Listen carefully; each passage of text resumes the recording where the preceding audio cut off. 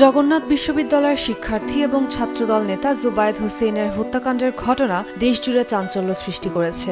পুলিশের তথ্য অনুযায়ী বর্ষা এবং তার বয়ফ্রেন্ড মাহির রহমানের দীর্ঘদিনের প্রেমের জটিলতা হত্যার মূল প্রেক্ষাপট। ওসি রফিকুল ইসলাম বলেন, বর্ষা এবং মাহিরের সম্পর্ক ছিল প্রায় 9 বছর ধরে। তারা একে অপরকে চতুর্থ শ্রেণী থেকে পছন্দ করত। টানা তৃতীয়বার অর্জন করেছে দেশের সেরা সুপার ব্র্যান্ড স্বীকৃতি বসুন্ধরা টিস্যু। বর্ষা ঢাকা মহানগর মহিলা কলেজের 2য় বর্ষের শিক্ষার্থী, আর মাহির রহমান ফার্স্ট ইয়ার শিক্ষার্থী হিসেবে বুরহানুদ্দিন কলেজে পড়তেন। কিন্তু সম্প্রতি তাদের মধ্যে সম্পর্কের ভাঙন ঘটে। বর্ষা তার বয়ফ্রেন্ডকে জানায় সে জুবায়েদকে পছন্দ করে। এ খবর শুনে মাহির রাগে এবং ক্ষোভে জুবায়েদকে হত্যা করার পরিকল্পনা করে।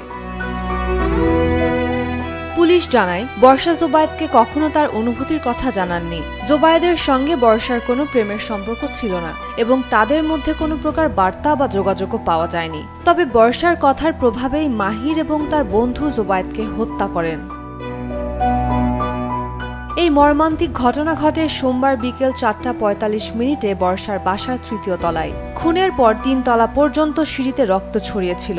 ঘটনাস্থলে উপস্থিত শিক্ষার্থীরা দ্রুত আসামিদের গ্রেপ্তারের দাবিতে বংশাল থানার সামনে আগুন জ্বালিয়ে বিক্ষোভ করেন এবং তাঁতীবাজার মোড় অবরোধ করেন।